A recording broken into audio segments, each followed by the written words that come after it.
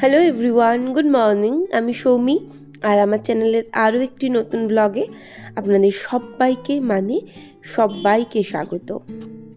আজ মঙ্গলবার, আর এখন ঘড়িতে 5টা বাজে, মানে 5:05 হবে।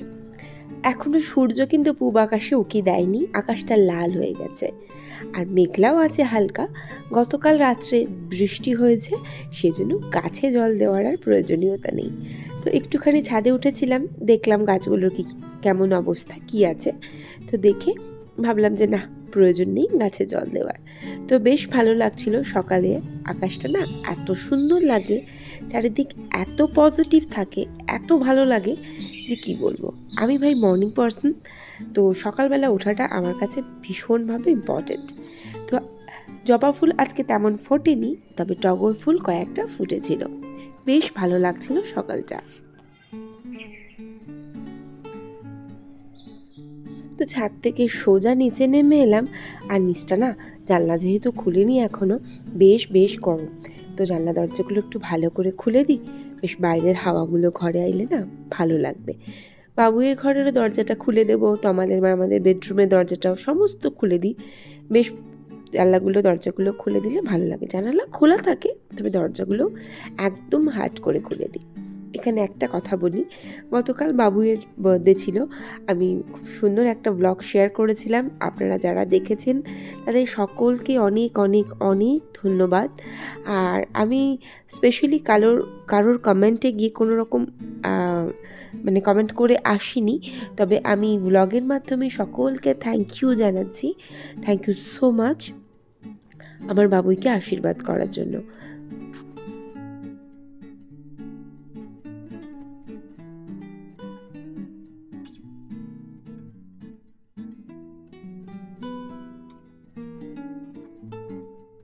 তো প্রথমেই রান্নাঘরে চলে এলাম, আর রান্নাঘরে এসে ভালো করে রান্নাঘরটা আরও একবার মুছে টুছে নিচ্ছিলাম।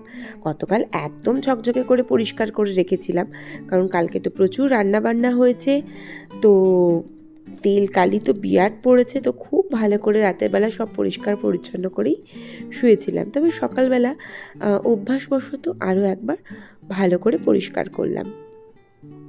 একটু বসবো 2 মিনিট, জল খাবো, খেয়েছি ঘুম থেকে উঠে গরম জল, তবে আরও একবার জল খেলাম।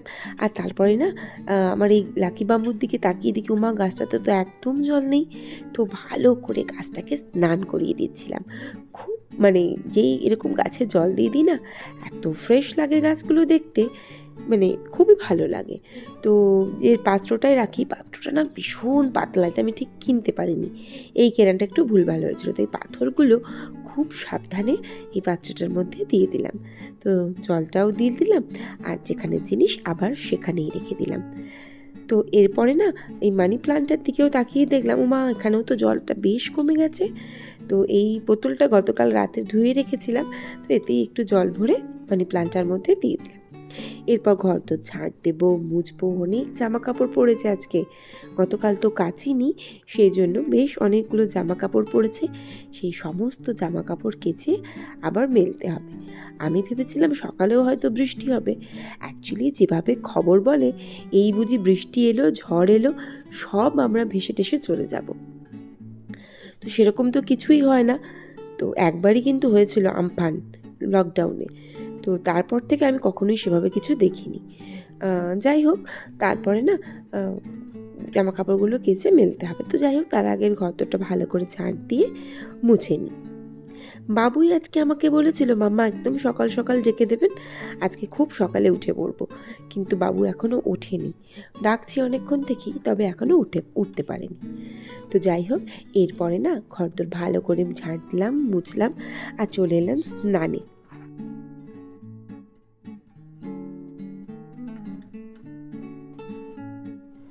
স্নানটা কমপ্লিট করলাম, আর স্নান কমপ্লিট করে কিছুক্ষণ আয়নার সামনে তো ভালো করে চুলটা একটু মুছে নিচ্ছিলাম। তো খুব ভালো করে মোছার প্রয়োজন হয় না, কারণ আমি প্রত্যেক দিন চুলে জল দিই না, তো যেটুকু দিই সেইটুকুই আর কি। তো পরপর কিছু ময়েশ্চারাইজার, সেরাম সেরাম ময়শ্চারাইজার, সানস্ক্রিন একটা একটা করে ইউজ করছিলাম। আর আমার জন্য ময়শ্চারাইজারটা ভীষণ ইম্পর্ট্যান্ট, কারণ গতকালকে হঠাৎ আমার ফিল হচ্ছিল আমার মুখের স্কিনটা মারাত্মক টানছে। তো তাড়াতাড়ি করে আরও একবার এই দুপুরের দিকটাতে একটু ময়শ্চারাইজার ইউজ করেছিলাম। তো আমার এই পিলগ্রিমের ময়শ্চারাইজারটা বেশ অনেক দিন ধরে ইউজ করছি, আর আমার না খুব পছন্দ হয়েছে।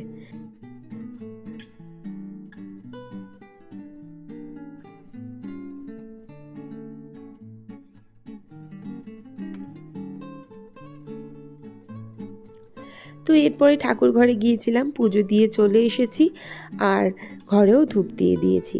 আর সকালবেলা রান্নাঘরটা তো এদিক থেকে ওদিক প্রত্যেক দিন সরিয়ে দিই, আর প্রত্যেক দিনই এটাকে আমি আবার গুছিয়ে ফেলি। তো প্রথমে তাই রান্নাঘরে এসে যেখানের জিনিস সব সেখানে রেখে দিয়েছিলাম। আর এইদিকে বাবুইকেও উঠে পড়েছিল, তো ওকেও জিজ্ঞাসা করলাম, তুই কি চা খাবি? ও বলল না, খাবো না। তো ঘুমের ঝোঁকেই বলেছে, মানে সবে উঠেছে তো কি বলতে কি বলেছে। তো যদিও বা আমি করলাম না ওর জন্য চা, ও যদি বলতো আমি চা খাবো মাম্মা, তাহলে না আমি দুধ চা করতাম, করবো ভাবতাম। তারপরে ও যেহেতু বললো খাবো না, তো আমি আর দুধ চার দিকেই গেলাম না, নিজের জন্য একটুখানি র চা বসালাম। কারণ ঘরে কফি নেই, কফিটা শেষ হয়ে গেছে, তো আমাকে আমি আনতে বলতেও একদমই ভুলে গিয়েছিলাম। তো একটুখানি রচাই করলাম। তবে এই চাটা না খুব সুন্দর খেতে, মানে চাটা মানে যখন চুমুক দেওয়া হয় জিভে যেন মনে হয় যে হ্যাঁ আমি চা খাচ্ছি। বেশ সুন্দর খেতে এই চাটা। তো যেহেতু উনি উঠে পড়েছিলেন, ওনার সঙ্গে তো বক বক বক বক শুরু করলাম আমি, মানে ও ওঠা মানেই আমাকে কন্টিনিউয়াসলি বকতে হবে।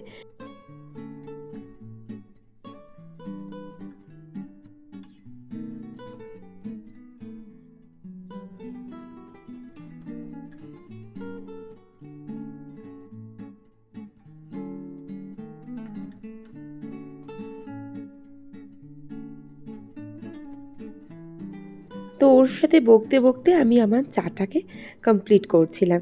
আবার ওকে জিজ্ঞেস করলাম, তুই কি চা খাবি? না। তখন ও আমাকে বলল, আমি চা খাবো না। আমি ঠিক আছে, তাহলে তোকে খেতে হবে না। তো ও না ল্যাপটপটা নিয়ে বাইরের ডাইনিং টেবিলটাতে বসলো, আর আমাকে বলল, মামা একটু বিছানাটা তুলে দিন।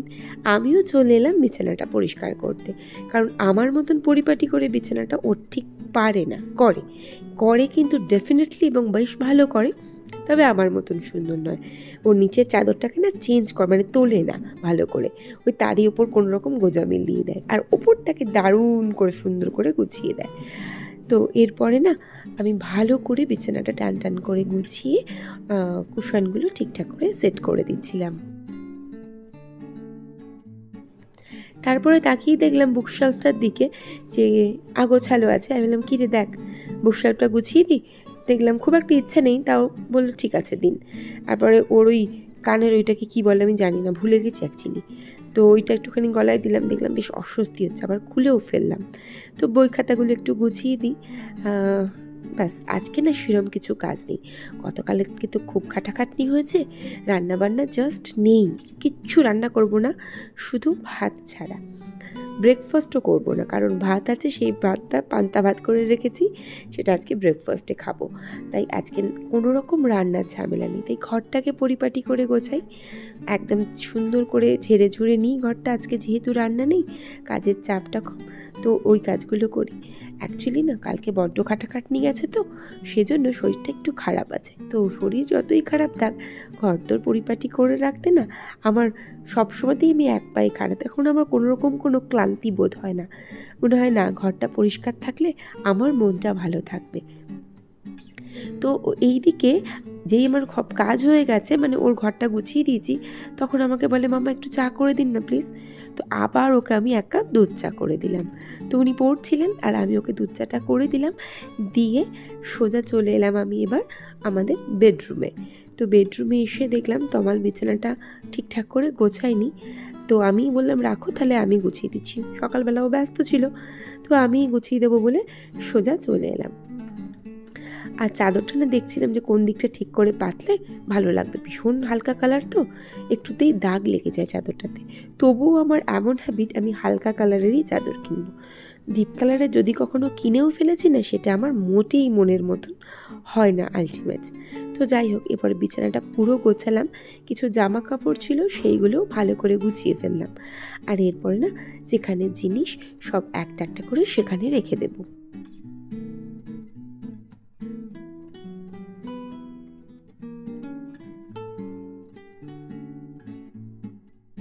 আমি আগাগোড়াই একটা কথা বলি, যে ঘরদোর গোছানোর প্রথম শর্ত হলো যেখানের জিনিস সেখানে রাখো।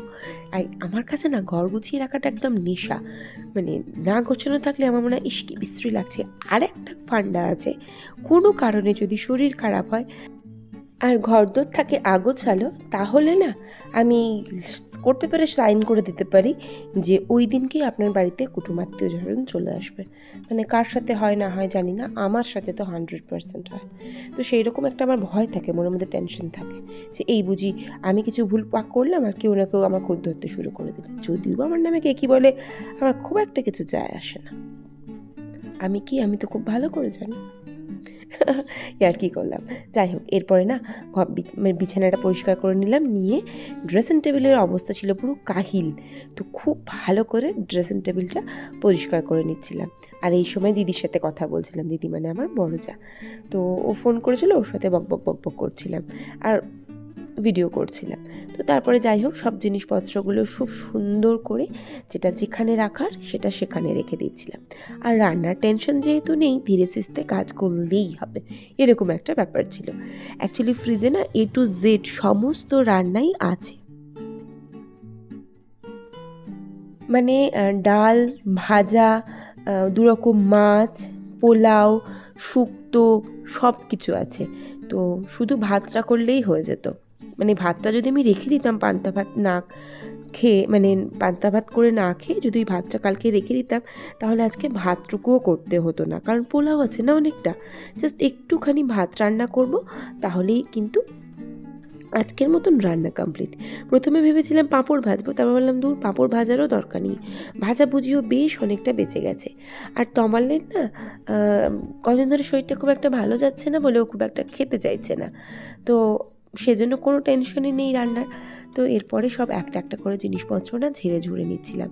বেশ অনেক দিন হয়েছে এদিকটা পরিষ্কার করা হয়নি, তাই এদিকটা তো একটু ঝুল জমে গিয়েছিল, ধুলো জমে গিয়েছিল। তো এইখানটাও না খুব ভালো করে পরিষ্কার করে নিচ্ছিলাম।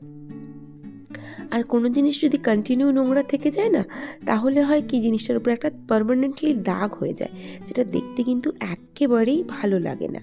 তো এরপরে সমস্ত কিছু খুব ভালো করে পরিপাটি করে গুছিয়ে নিয়েছিলাম। ঘর একদম সুন্দর করে গোছানো হয়ে গেছে। ড্রেসিং টেবিলও কিন্তু পুরো ভালো করে গুছিয়ে ফেলেছি। তো আপাততর জন্য বেডরুম থেকে আমি বিদায় নিতে পারি। তো চলে গেলাম বেডরুম থেকে আর চলে এলাম সোজা রান্নাঘরে। এর ফাঁকে আমি না আলুটা সেদ্ধ করে রেখেছিলাম, আর আলুটা তেল লঙ্কা করে পেঁয়াজ কুচিয়ে একদম মেখে নেবো, সেই লাগে খেতে, সত্যি বলছি। বাবুই আমাকে বলে, মাম্মা পান্তা ভাত নিয়ে আপনি না আলাদাই ফ্যান্টাসির জগতে থাকেন, আপনার এত কেন ভালো লাগে পান্তা ভাত বাবা, বুঝি না। ও ভালোবাসে, তবে আমার মতন নয়, আমি যেন একটু বেশিই পান্তা ভাত খেতে ভালোবাসি। তো আলুটা মেখে নিলাম, আর মানে আলুটা নিয়ে নিলাম, আর পরে মনে হচ্ছিল না একটু ডাল বড়া করলে আরও ভালো হতো, অথবা আজকে আলু ভাজা দিয়ে খেতে পারতাম। নানান রকম কথা ভাবতে থাকি আমি পান্তা ভাত নিয়ে। তো বাবুয়ের ভাতটাও বেড়ে দিয়েছিলাম, কখন থেকে ডাকছি যে আয় এসে খেয়ে নে, পাঁচটা পড়ে আছে, ভালো লাগছে না দেখতে। তো আমি আর সহ্য করতে না পেরে খিদে নিজেই বসে গেলাম খেতে। এরপরে চলে এলাম আবার রান্নাঘরে, বেশ কিছু বাসন পড়েছে, তো বাসনপত্রগুলো মেজে নিতে হবে। তবে তার আগে না চুলটা একটুখানি গুটিয়ে টুটিয়ে ঠিকঠাক করে নিলাম। সকালবেলা দেখলাম চুলটা না একটু ভিজে আছে, সকালে সেই গুটিয়েছি, এখনও খুলিনি, আর এখন খোলাও যাবে না, কারণ হচ্ছে গিয়ে বাসন টাসনগুলো মাজবো, তো চুল খুলে তো আর বাসন মাজতে পারবো না, কারণ এটা তো শীতকাল নয়। তো কিছু বাসন পড়েছিল, সেই বাসনগুলো সব সুন্দর করে মেজে নিই।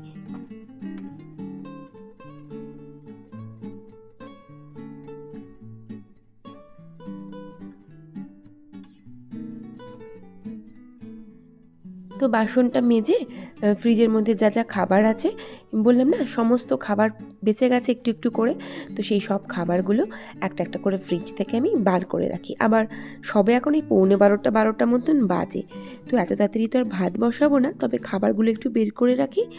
আর যখন গরম করার হবে তখন সব একটা একটা করে গরম করে নেব।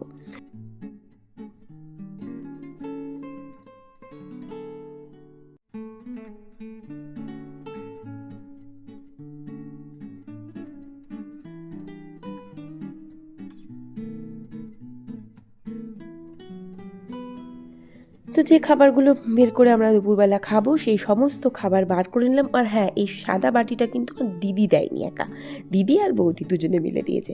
আমার দিদি আমাকে মেনশন বলেছে এটা আমি একা দিইনি, দুজনে দিয়েছি। তা আমি সেই সবাইকে বলে দিলাম না, এটা দিদি দেয়নি একা, দিদি আর বৌদি দুজনে মিলে দিয়েছে। তো এরপরে বললাম যে ওই 11:30 পৌনে 12টা বা হার্ডলি 12টা মতন বাজে। তো এত তাড়াতাড়ি তো ভাতটা বসাবো না, চালটাও ভিজিয়ে দিয়েছিলাম। আর চলে এলাম আমার সাতকাহন নিয়ে। বইটা না অসাধারণ, পড়ছি আমার কি ভালো লাগছে যে কি বলবো। তো এর মধ্যে ভাবলাম যে ভাতটা হয়ে গিয়েছিল, ভাতটা বসিয়ে দিয়েছিলাম গল্প পড়তে পড়তে। তো ভাতটা ফুটে গিয়েছিল, মানে ভাতটা উপর দেওয়ারও সময় হয়ে গিয়েছিল। তো কিছুটা খাবার ফ্রিজের মধ্যে দিলাম, মাইক্রোওভেনে দিয়ে গরম করতে দিলাম, আর ভাতটাও উপর দিয়ে রেখে দিলাম। আর খাবারগুলো সব এবার একটা একটা করে গরম করব। আর তমাল আসতে দেরি আছে, বাবুইয়েরও খেতে দেরি আছে। তবে আমি আমার কাজটা করে নেব। আর আজকে না ভাত করতে গিয়ে ফ্যান পড়ে গিয়েছিল, তাই গ্যাস ওভেনটা একটু নোংরা হয়ে গিয়েছিল, তাই একটুখানি ভালো করে পরিষ্কার করে নিলাম।